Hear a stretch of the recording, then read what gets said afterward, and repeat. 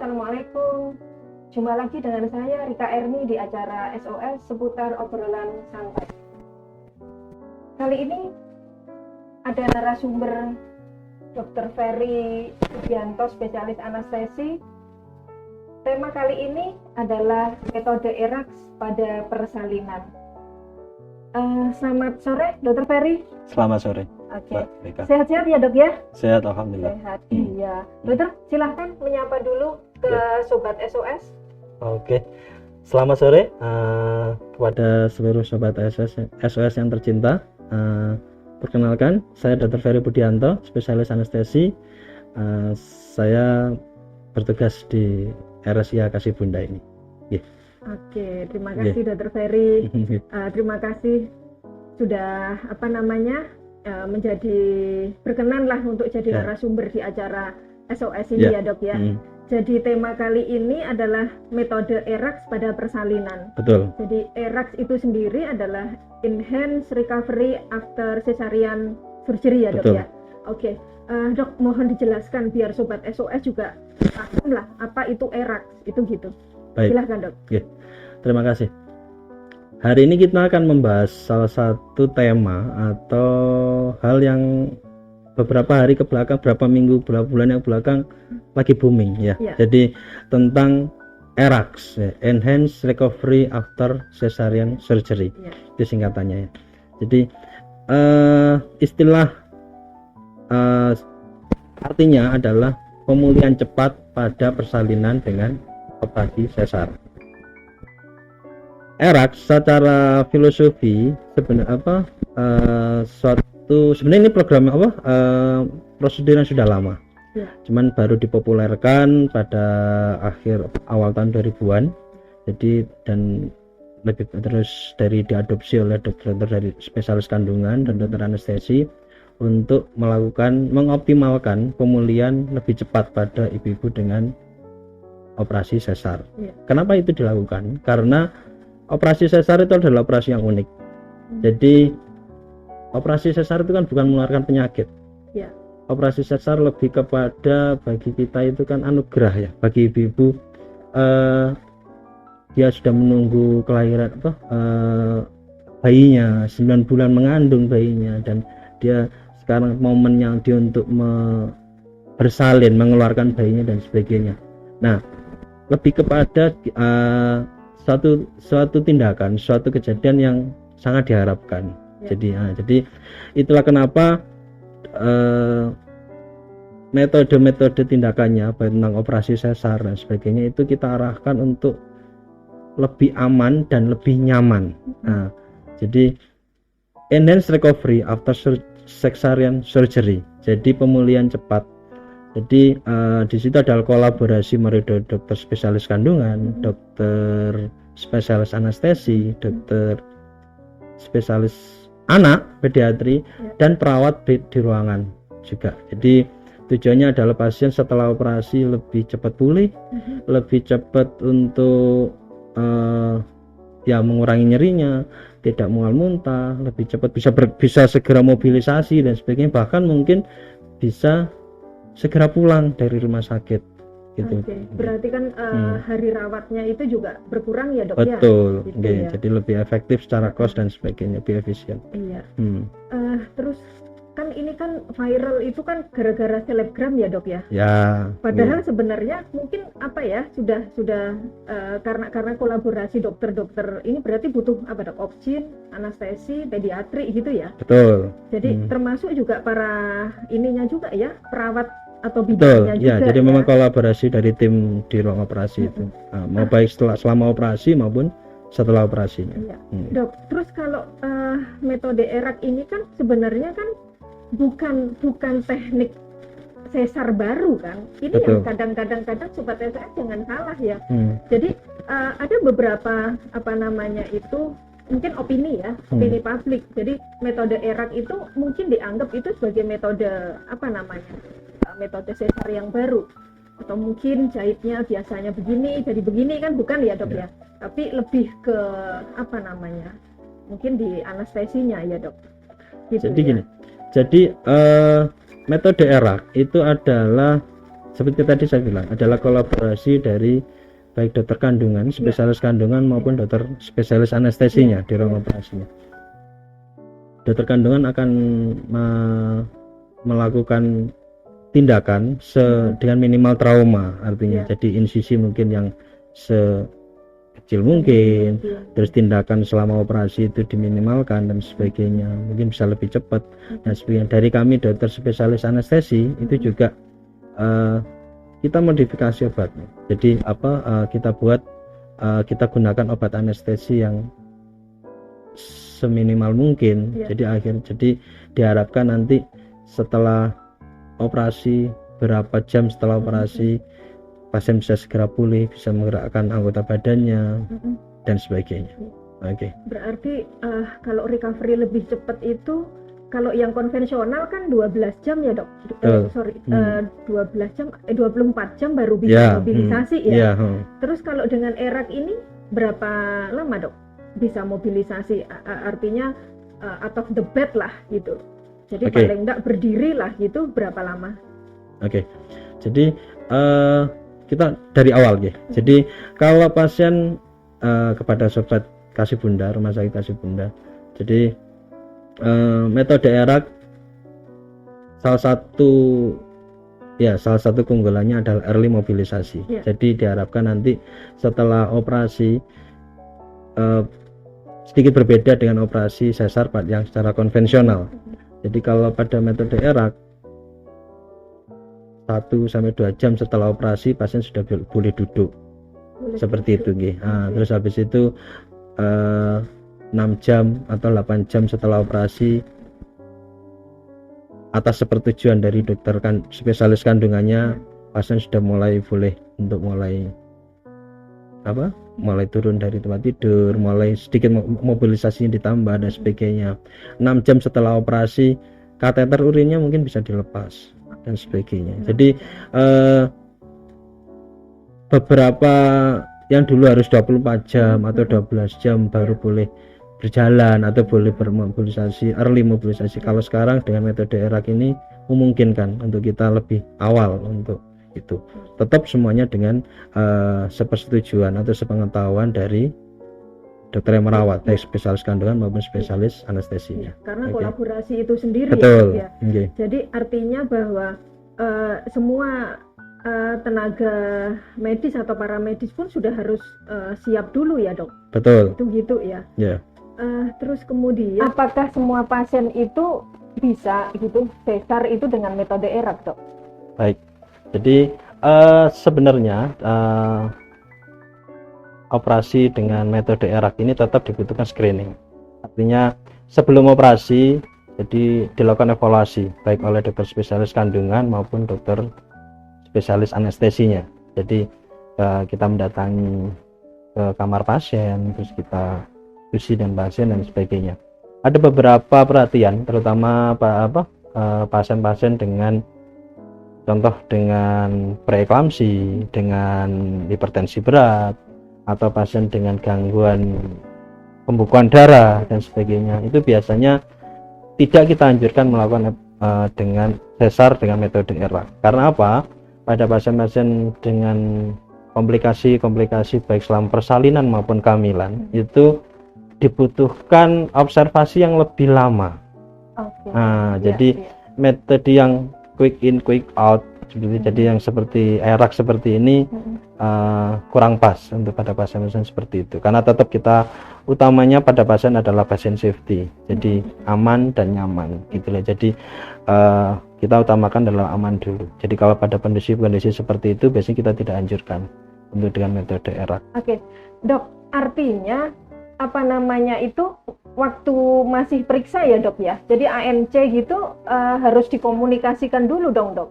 Betul. Artinya misalnya seperti tadi dokter Ferry bilang ya, kalau dia eklamsi atau ya hipertensi lah atau mungkin ada gangguan pembekuan darah kan sangat-sangat tidak dianjurkan ya dok ya.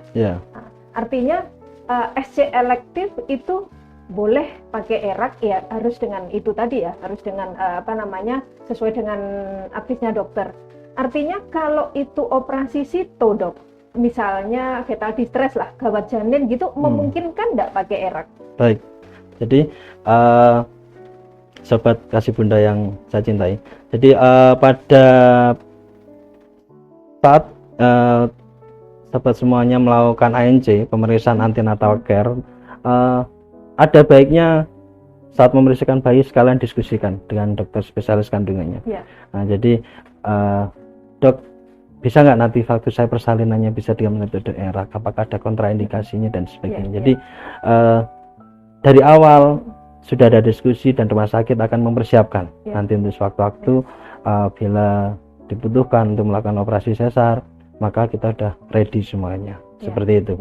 Jadi terus terkait dengan pasien-pasien dengan operasi yang mendadak darurat, tetap kita evaluasi secara cepat waktu itu. Kalau memang kondisinya karena memang secara umum karena faktor bayinya, atau memang secara umum memang ibunya sehat, tapi memang karena mungkin ketubannya pecah dan sebagainya, bisa memang kalau secara umum kondisi ibunya sehat, bisa kita lakukan dengan metode ERAK ini. Terus itu dok, kalau sesar konvensional kan minimal 6 jam ya dok, elektif itu minimal 6 jam gitu ya puasanya gitu. Terus kalau ERAK sendiri bagaimana dok? Bisa dijelaskan sama sobat SOS? Baik. Jadi salah satu keunggulan metode ERAK itu salah satunya adalah pertama adalah pelonggaran untuk puasanya, gitu loh. Jadi puasa untuk makanan berat, nasi atau bubur atau apapun itu yang makanan berat, solid meal, itu biasanya tetap 6 jam. Cuman 2 jam sebelum operasi itu ibu masih boleh untuk minum baik clear fluid, air putih maupun air gula. Kenapa? Agar waktu operasi maupun setelah operasi masih punya energi, jadi nggak lemes gitu. Jadi 2 jam sebelum operasi masih boleh minum. Gitu. Jadi terus operasi kita kerjakan. Jadi dokter kandungan akan melakukan operasi dengan minimal surgery. Jadi dengan mungkin dengan insisi yang seminimal mungkin, dengan tindakan yang seminimal dan secepat mungkin. Dari kami dokter spesialis anestesi akan memberikan obat anestesi untuk pembiusannya, itu juga dengan obat-obatan yang kami atur juga seminimal mungkin agar operasinya cepat dan obatnya juga bisa recovery secara cepat juga gitu setelah operasi. Kemudian untuk pertimbangan setelah operasi pun juga agak berbeda dengan pada pasien dengan konvensional. Kalau pada pasien dengan metode ERAK, 2 jam setelah operasi di ruang pemulihan, pasien kalau menginginkan sudah boleh untuk minum air putih. Nah, kalau memang tidak ada indikasi, tidak ada kontraindikasi seperti mual muntah, kemudian ada kegawatan yang lain, pasien sudah boleh untuk mulai minum air putih, itu sudah boleh. Kemudian kalau makanan padat, biasanya sesuai dengan petunjuk dari dokter spesialis kandungan, tapi biasanya 6 jam sudah boleh untuk bisa sudah boleh untuk makan padat seperti itu. Oke dok. Terus kemudian untuk mobilisasi cepatnya bagaimana dok? Baik, seperti yang tadi dijelaskan di awal, jadi salah satu keunggulan dari atau pembeda dari metode ERAK dengan metode SC secara konvensional adalah memungkinkan untuk dilakukan early mobilisasi, mobilisasi lebih awal. Jadi 1-2 jam setelah operasi di ruang pemulihan, pasien sudah boleh untuk melakukan mulai boleh bergerak. Jadi boleh miring kanan, miring kiri. Kemudian bila pasien tidak ada keluhan mual, muntah dan sebagainya, sudah mulai boleh duduk dan sebagainya. Seperti itu. Terus setelah 6 jam, 8 jam mulai boleh pasien mulai untuk berjalan dan sebagainya pelan. Cuman tetap itulah kenapa kolaborasi jadi diawasi penuh dari perawat ruangan maupun dokter spesialis kandungan mengawasi penuh. Jadi pertama adalah kondisi fisik pasien. Jadi mulai dari pasien mungkin tensinya normal, terus tidak ada nyeri hebat, kemudian kontraksi uterusnya bagus, tidak ada perdarahan dan sebagainya. Hal itu bisa memungkinkan untuk dilakukan. Dok, Kadang kan gini ya, karena itu tadi recovery cepat, otomatis kan juga nyerinya kan juga minim gitu ya. Terus kemudian kan pasien ya itu tadi sampai bisa joget TikTok gitu loh. Ya kayak itu tadi viralnya kan gara-gara selebgram kan, gitu loh. Dok, ini kan karena mobilisasi cepat kan begitu. Jadi pasien itu kan kadang-kadang abai juga, Dok. Jadi itu nanti gimana? Mungkin karena ketidakhati-hatian, terus nanti kan udah nggak takut lagi nih nanti kalau jahitannya robek atau apa itu kan udah karena pasien nggak rasa sakit gitu loh, Dok. Minim nyeri kan gitu loh. Terus gimana menurut dokter? Baik. Jadi ada beberapa hal yang harus kita luruskan sebenarnya. Jadi metode ERAK ini bukan berarti adalah semuanya boleh. Jadi semuanya ini adalah metode yang terukur. Ada kolaborasi banyak pihak di sini. Jadi apapun yang Bapak Ibu nanti lakukan itu seyogyanya itu tetap harus sepengetahuan atau sepersetujuan baik dari perawat maupun dokter spesialis kandungan yang merawat. Gitu. Jadi minta izin lah. Jadi contoh Mbak atau Dok, apakah saya sudah boleh untuk duduk? Apakah saya sudah boleh untuk berjalan dan sebagainya. Mereka akan mengevaluasi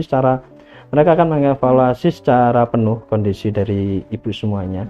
Jadi kalau memang kondisi ibu dirasa sudah normal kembali ke fungsi normal, maka ibu akan dibolehkan untuk melakukan mobilisasi lebih cepat dengan pengawasan penuh dari tim dari rumah sakit itu. Gitu. Oke, Sobat SOS. Jadi intinya itu ERAK itu bukan tujuan utamanya bukan mau joget TikTok ya, Dok ya. Ya. Gitu loh. Artinya semua itu karena minim nyeri boleh mobilisasi dan lain-lain, tapi under supervisi dari pihak rumah sakit pastinya. Begitu. Betul. Ya, Dok ya. Oke. Kalau dengan ERAK itu bisa enggak sih itu dengan IMD gitu, Dok? Menyusui dini gitu? Baik. Bisa ya? Jadi metode ERAK ini sangat mendukung dengan dengan inisiasi menyusui dini ya. Jadi selama persalinan, setelah bayi dikeluarkan, maka dibolehkan atau sangat disarankan untuk melakukan skin to skin kontak dengan ibu.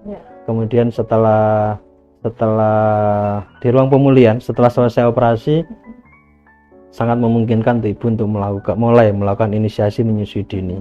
Dan ini sangat menguntungkan untuk ibu ya. Jadi dengan ibu early mobilisasi, ibu lebih senang kakinya mau cepat bisa bergerak, kemudian nyerinya juga minimal, bisa kontak lama lebih cepat dengan bayinya gitu. Jadi ya itu salah satu keunggulannya untuk metode ERAK ini. Jadi bayi juga bisa mendukung untuk bisa lebih cepat kontak dengan ibunya. Artinya tidak ada masalah ya mau konvensional atau ERAK itu tetap bisa gitu semuanya. Gitu. Oke, Dok. Terus kemudian ini Sobat Kasih Bunda perlu tahu ya. Kadang mungkin ada yang tanya, sebenarnya bisa enggak sih di Kasih Bunda itu atau mungkin ERAK itu sudah diimplementasi, Dok, di Kasih Bunda gitu. Baik. Jadi metode ERAK itu sudah kita lakukan di rumah RSIA Kasih Bunda ini. Jadi setiap pasien kita akan evaluasi. Jadi kalau memang dia memungkinkan atau memang dia memenuhi kriteria, contoh ibu sehat, tidak ada komplikasi untuk persalinannya dan sebagainya, maka biasanya kita akan melakukan metode itu. Jadi dengan metode ERAK itu kita sampaikan ke ibunya. Bahkan mungkin juga ada permintaan sendiri dari ibunya. Ya, jadi saya pinginnya metode ERAK dan sebagainya. Gitu. Jadi ada diskusi di sana. Jadi persetujuan dari dokter spesialis kandungannya, dokter spesialis anestesi, dan dari ibu dan keluarganya, biasanya kita akan lakukan itu. Karena yang pasti kolaborasi itu, soalnya kan nanti ini ya, Dok, karena recovery cepat, yang pasti kan length of stay-nya juga ini ya berkurang ya, lebih pendek lah ya. Gitu betul. Ya. Jadi salah satu efek baiknya ya, salah satu keuntungannya lagi adalah hari rawatnya di rumah sakit jadi lebih cepat. Kalau untuk dengan SC konvensional biasanya 2-3 hari biasanya baru pasien bisa dipulangkan. Jadi dengan metode ERAK beberapa tempat itu cukup 1 hari. Jadi sesar sekarang, besok itu kalau memang tidak ada kontraindikasi Ya. dari sisi baik kandungan maupun dari sisi anestesi, pasien sudah bisa dipulangkan. Artinya apa? Itu mengefektifkan biaya. Apalagi sekarang dengan pada pasien-pasien BPJS, pada pasien-pasien dan BPJS itu sangat mendukung untuk reduce cost, jadi menurunkan untuk biaya rawat inap dan sebagainya. Jadi sobat kasih bunda, sobat SOS, jangan khawatir. Silahkan periksa kandungan di sini, terus kemudian merencanakan persalinan di RSIA Kasih Bunda. Yang pasti dengan dokter Obgyn yang profesional, kemudian dokter pediatri juga yang profesional, terus kemudian ini dengan dokter Ferry Budianto, spesialis anestesi yang menjadi narasumber sore hari ini. Yang jelas dengan metode ERAK pada persalinan itu benefitnya banyak. Ya, silahkan Dr. Ferry, mungkin ada closing statement atau bagaimana implementasinya di RSIA Kasih Bunda ini untuk ERAK, bagaimana sejauh ini? Silahkan dok. Baik, jadi kepada sobat Kasih Bunda, seperti tadi disampaikan, ya silakan berobat, memantapkan hati, silakan berobat dan memeriksakan kehamilannya ke RSIA Kasih Bunda, merencanakan persalinannya di RSIA Kasih Bunda. Di sini ya tersedia spesialis kandungan yang kompeten, spesialis anak dan spesialis anestesi.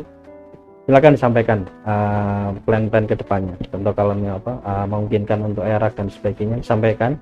Jadi nanti kita akan persiapkan semuanya dengan baik. Jadi waktu ibu mau hari untuk melahirkan, nanti everything is ready, semuanya siap semuanya.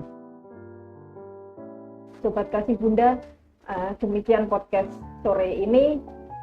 Terima kasih sudah meluangkan waktunya. Terus kemudian jangan lupa untuk subscribe, like, comment, and share untuk YouTube RSIA Kasih Bunda Pare. Oke, thank you Dr. Ferry sekali lagi. Kemudian sampai ketemu lagi di podcast berikutnya dengan narasumber yang lainnya, gitu ya. Oke, selamat sore. Selamat sore. Nah.